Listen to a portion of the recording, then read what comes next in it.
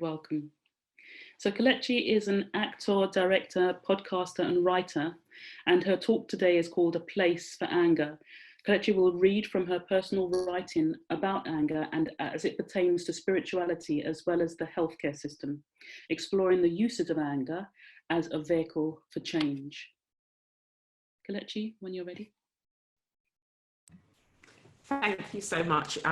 It's wonderful to be here this evening having this conversation. I'm happy for you to, write in the chat as we go along. I know you're all sharing where you're joining us from this evening, so that's great. This got a little bit crackled or delayed, but hopefully it should be fine. I know that my internet is a teeny bit unstable, so I'm just going to take that into account. I want to talking with you this evening, specifically about the healthcare system, and why it's important to have conversations such as these, because very little seems to be changing. So the other night, I'd say early in the morning, about almost 1 a.m. is when we saw that the Parliamentary Committee for Human Rights, the UK Parliamentary Committee for Human Rights, they posted their report about racism in the UK following from the death or killing of George Floyd. And there's a section where they mention the NHS and how they approach the NHS about the statistic that says Black women are 5 times more likely to die during childbirth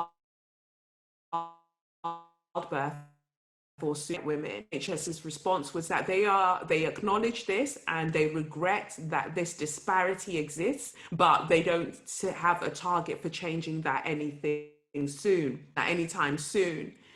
And I felt rage in my chest when I read that, because that was literally, I felt a rage in my chest when I read that, because the apathy towards Black people, but specifically towards Black women's bodies and Black birthing people, is something that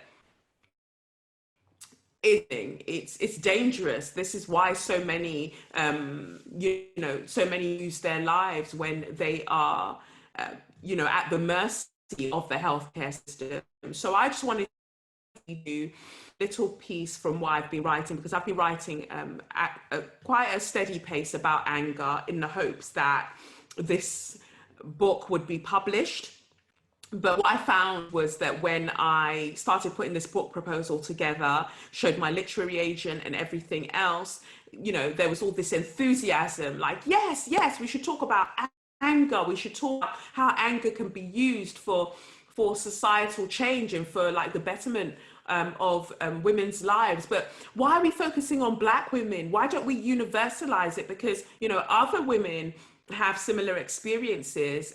And I thought to myself, there we go. I don't want to universalize this, because so many other experiences, mainly white women's experience, universalized for me, because it's just that woman's experience, that white woman's experience, and I've got to kind of fit myself and nudge myself into whatever crevice is available for me to be able to relate to what I'm being told.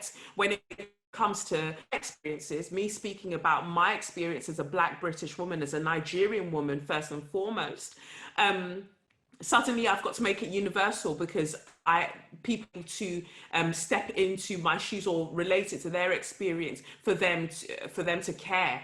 And this is the problem with the things that happen to Black people. We've almost got to like tear it to pieces and give it to people, feed it to people in bite-sized chunks, just so somebody will care. And it's sad, more than anything. Before, we talk about anger and rage being a surface emotion for deeper feelings of hurt and pain. And that is what I feel as a Black woman, the hurt and pain of knowing that unless somebody else has this experience, namely a white woman has this experience, then nobody cares. So I'll start reading from this piece that I wrote. I ended up holding back on having the book published, because although I got numerous offers from big publishers, I didn't think that the offers reflected what I wanted to bring to the table. And also when their understanding of what I'm writing seemed to kind of, it was lacking. It was either, oh, let's just make super angry and super full. It's like, no, that's not the premise of what's happening here. The anger is there, but the anger is to be used for something else. The anger is there to translate it into something like joy that provides peace, a space for that to exist. So I thought that that was interesting, that then after the killing of George Floyd and the resurgence of the Black Lives Matter movement, suddenly these same publishers were reaching out. I know they say my internet sounds stable, so I'm slowing down a bit.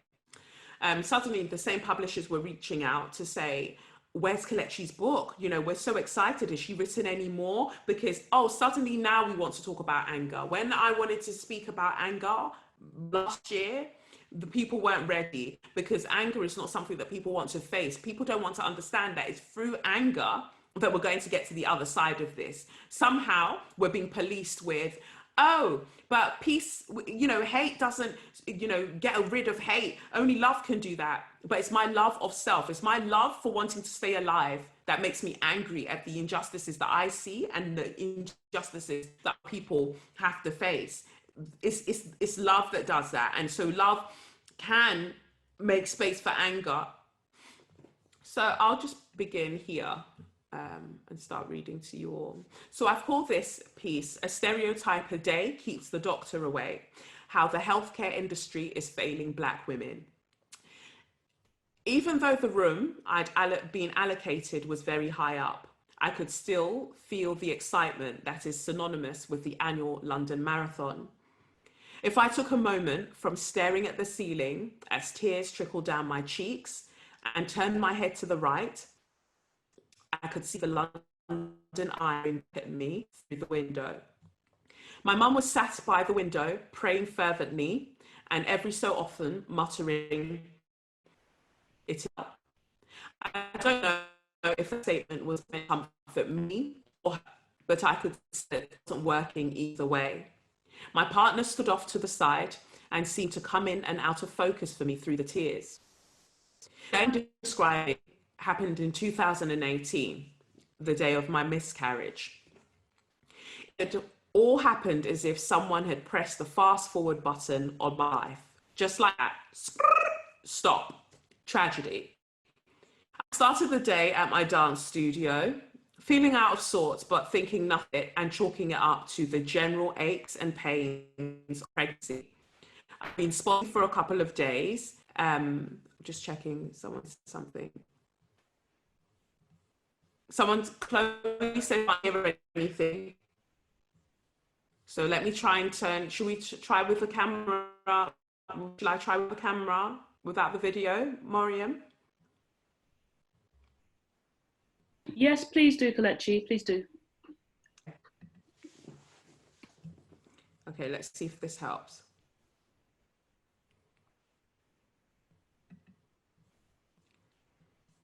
So I'll start again. So the title is "A Stereotype a Day Keeps the Doctor Away, How the Healthcare Industry is Failing Black Women." Even though the room I'd been allocated was very high up, I could still feel the excitement that is synonymous with the annual London Marathon. If I took a moment from staring at the ceiling as tears trickled down my cheeks and turned my head to the right, I could see the London Eye glaring back at me through the window. My mum was sat by the window, praying fervently, and every so often uttering, "It is well." I don't know if that statement was meant to comfort me or her, but I could see that it wasn't working either way. My partner stood off to the side and seemed to come in and out of focus for me through the tears. The day I'm describing happened in 2018, the day of my miscarriage. It had all happened as if someone had pressed the fast forward button on my life. Just like that, stop, tragedy. I had started the day at my dance studio, feeling out of sorts, but thinking nothing of it and chalking it up to the general aches and pains of pregnancy. I had been spotting for a couple of days, but had visited A&E and was shown via ultrasound that the baby was fine. I'd been reassured that all was well, so when I started vomiting just before my students arrived for class, I still didn't think too much of it. I didn't have morning sickness throughout that pregnancy, so I thought that maybe it was just getting started after 11 weeks. I started to worry when these random, very uncomfortable cramps kicked in and I couldn't quite get my words out as I was instructing the twerk. Eventually, I had to give in and do something I hate doing.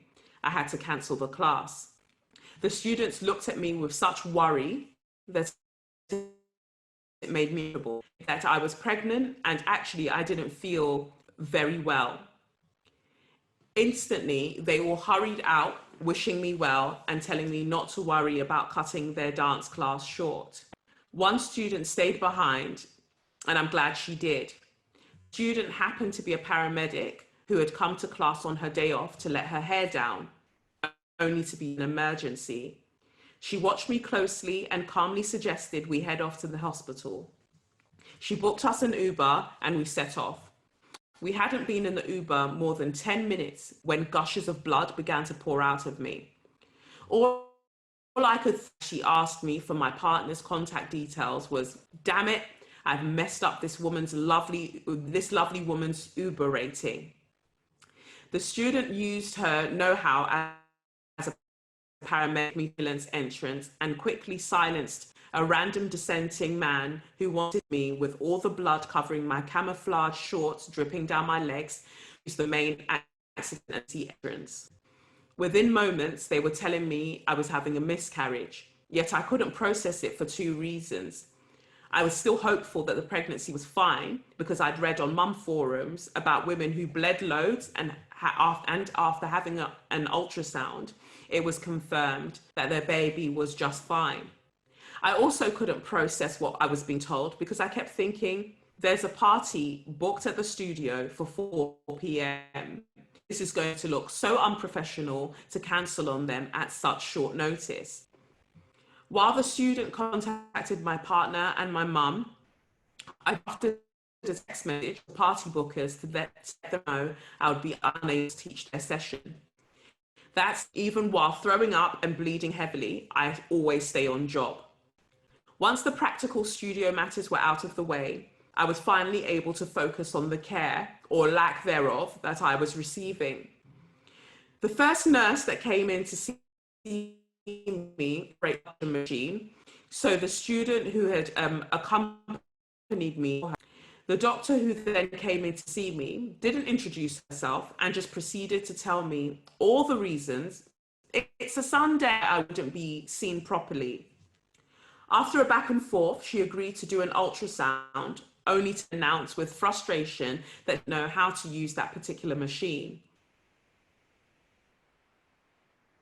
I was told I'd be moved to a room just for me and I'd be observed until the morning when around. Before the student left, the woman said she was shocked at how dismissive the staff and that she definitely only sees this type of behavior for certain demographics, and that made her angry. Although we were waiting on Sunday ultrasound to be done, and my mum was sat by the window where the London Eye was having a staring match with me, I knew the baby had gone. I knew the moment that a single balloon floated past the window and towards that massive wheel. Somebody's random marathon day balloon that they probably absently let go of flew up to my hospital to sit by. I didn't tell my mum or my partner because in that moment, I realized that they needed hope more than I did to get them through the night. As much as I knew spiritually that the pregnancy had ended, the painful physical aspect kicked in during the early hours of Monday morning. At that point in my life, I'd never known a pain like it. It felt like my insides were being crushed and wrung out. I remember trying to hold on to the floor at one point as if it were a fine fabric. I considered if maybe I were dying. My partner alerted the nurse assigned to me about my pain. She did nursery expression while I see me as they had more proceed. As frustrating as this was, I asked if the doctor could provide strain relief. I was ignored. Eventually, the nurse came, same mild painkiller I'd been given when I first was, and she said to me, "This should help when it kicks in about," and she to shut the door fully. I sat up in bed from the pain as I listened to her say to the doctor, "Can you prescribe something stronger? Because I've given her the dihydrocodone, but I know it won't work." Her name? Kelechi Okafor. Oh, okay. The doctor had refused to prescribe me stronger pain. The doctor had refused to on me. I wonder if the doctor would have been more open to providing me with, had my name been Lucy Smith. There are statistics to strongly suggest that I could be right in my wondering. Monday morning arrived and I was finally seen by a doctor. And wow, do I wish I wasn't. The man came in with all of the energy to tell me, "Hi, you've had a miscarriage. Don't worry.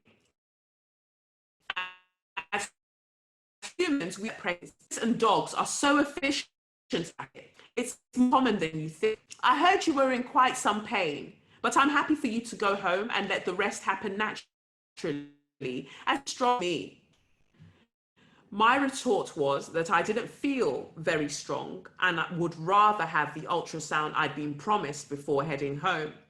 Finally, I was given the ultrasound, which confirmed what I already knew and could allow for the waves of sadness to engulf me. The sadness didn't engulf me as I was what anger at the dismissive nature of the A&E staff, to the fury I felt at the nurse who gave me pain relief that she knew was useless, and then my non-English sounding name, and decided I didn't need. I went home and over and over, clearly all the way I was for during the miscarriage. Media announcement I had planned was for miscarriage and my unavailability for the next couple of weeks. I was stunned by how many people messaged me privately to say they weren't even aware that they could talk about having a miscarriage because of all the shame attached to it. Told me I had numerous miscarriages and finally having the baby they'd wished for. I received so and more anger crept out of the sinews of my being at the fact that so many women were in pain and privately. Before I could address this useless shame that women are made to feel about miscarriage, I knew I first had to tackle horrendous treatment I'd received at hospital.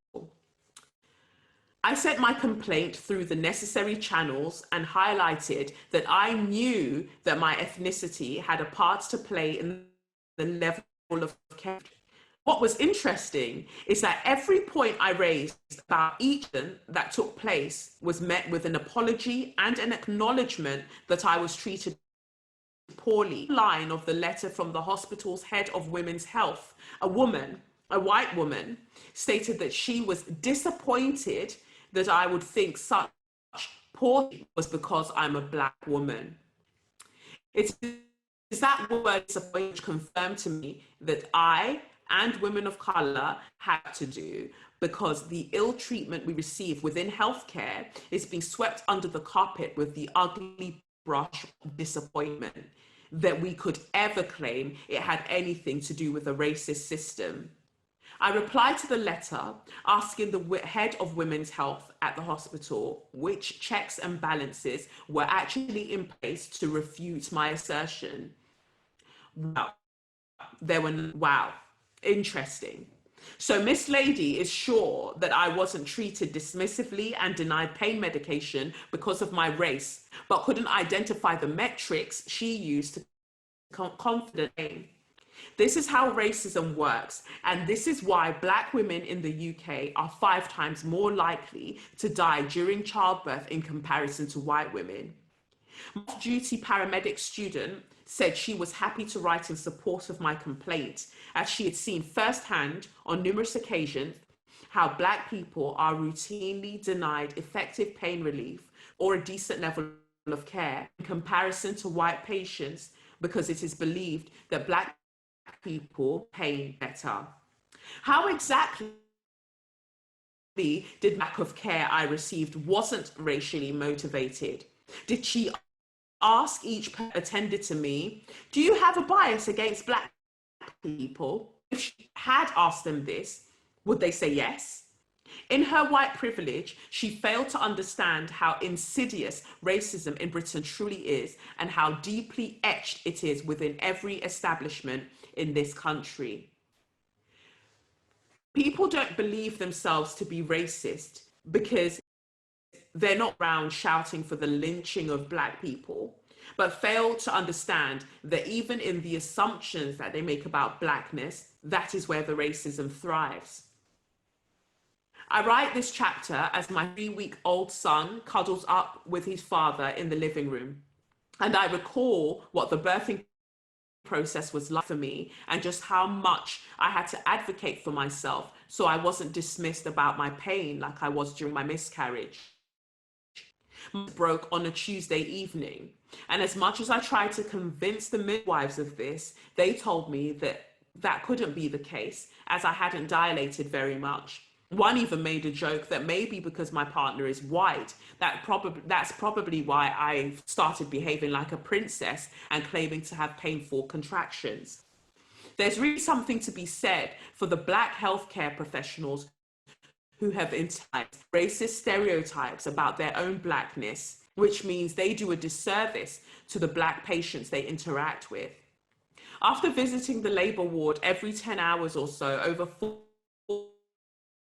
days and to check how dilated I was, a consultant finally said this wasn't quite right because he'd seen from the notes that I'd been attending the labour ward for a number of days, stating my symptoms, which seemed to be getting more severe, and they would have to break my waters, only for the midwife assigned to the task to realise that there were no front waters to break because, like I'd been telling these men, my waters broke days before.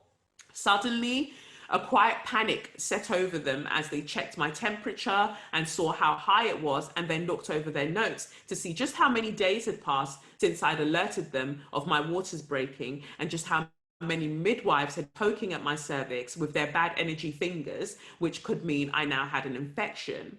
Was I smug because I was proven right? No. I was angry because for the second time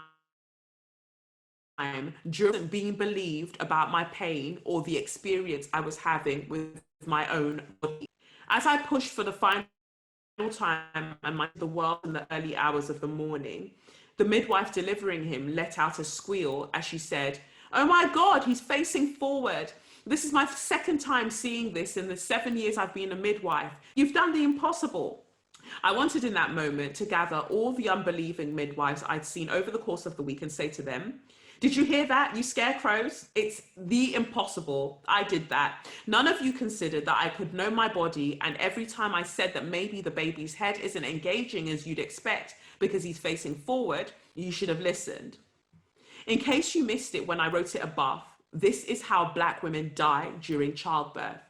I really don't want to shout at you, but the point needs to be made and made again, because even when I spoke briefly about this on social media, again, I was met with an overwhelming number of messages from Black women who were told they were being silly by midwives and doctors only for them to be proven right about their own bodies later on.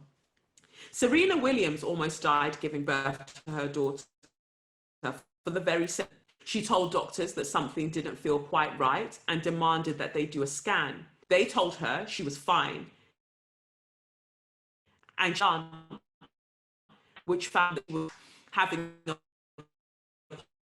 pulmonary and conditions her into. Serena Williams is a pressure sports has more money than possess. That both of us are not being believed about our bodies during childbirth. I confirm that our blackness and our womanhood plays the most significant role. There are many contributing factors to the statistic that highlights Black women being 5 times more likely to die during childbirth in comparison to white women. However, the prevalent factor, in my opinion, is the belief that Black people don't feel pain. Due to the transatlantic slave trade and colonization, Black bodies have historically been viewed by the Western world as property and a site of painful curiosity as well as domination.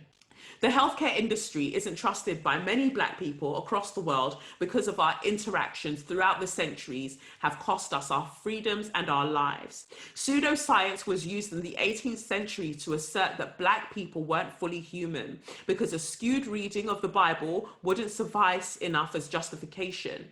This is when we began to see the classification of race emerge with Systema Naturae by Carolus Linnaeus, proposing the classifications of race based on skin color.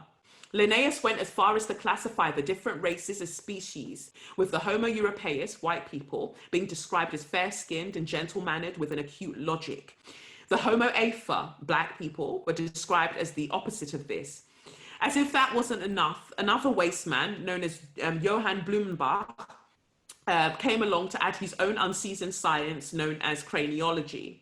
Blumenbach claimed that the shape of skulls to gauge intelligence, and obviously in his racism maintained that the African skull had a limited ability for intelligence, while West European Caucasian being civilized and intelligent. I'm doing history in this section because it's important to see the assumptions Black women face today when seeking healthcare services are born of the science created centuries ago. Up until 2017, Pearson Publishers still produced Nursing, a concept-based approach to learning, which stated that Black people reported higher levels of pain and believed that pain is inevitable. These assertions in the textbook has led to medical professionals not believing Black people about the level of pain they're actually in and thus withholding pain medication from them. Other textbooks refer to the pelvic shape that Black women tend to have as ape-like. Language is powerful, which is why I asked the head of women's health at the hospital I had my miscarriage to explain to me how she was certain that the horrid treatment wasn't racially motivated. I knew that there were no checks and balances in place because the sad thing about this type of racism within the healthcare industry is that it is literally part of how healthcare professionals are taught. The vast majority would be unable to identify the racism because it is literally woven into the language they are taught with. Isn't that a piss take? A trope about Black people exaggerating their pain meant that when I was expressing my pain, it was impossible for the healthcare providers to believe me. How can anyone feel anything but anger at a system of teaching and learning which impedes on the level of care Black women receive during their most vulnerable moments? The history of the Black body being viewed as property and Black lives as a thing of little value is the reason that Sartije Bartman, aka Venus Hottentot as she was known, was paraded around Europe and far away from home so white people could gawp at her elongated labia. Sarah Bartman was viewed as a sexual freak and clearly not deserving of human decency. So much so that when she died, her genitals were picked apart and her skeleton was put on display in a museum in Paris until 1904. I doubt that a white woman's body would ever have been treated with such contempt. So I'll leave that there. I don't want to overread and cut into lots of our time. But I wanted to share that with you based on everything that we see happening. Everything that we see happening at the moment around the world, and the fact that just a couple of nights ago we had the report come out that the NHS is aware of this disparity that Black women face within the healthcare system, and they just have no target to tackle anytime soon. These are the reasons that I use my social media platforms as a way to highlight these issues. So even like the midwives, for instance, and the health care professionals who follow me, they can go and do their own reading and unlearning. So before, while we're waiting for the NHS collectively to catch up, at least individuals can be doing the work to make some form of change. So yeah, I hope that you found that informative. Thank you so much, Kelechi. Sorry to hear your story and to hear the pain, but thank you for sharing, because we need to know. We need to know this is happening. Thank you. Thank you. And I'd like to ask everybody watching if you can share your feelings in the chat, number one, but number two, do feel free to post questions. There will be things that you'll be learning tonight, and it will be good for you to post questions in order to increase that learning.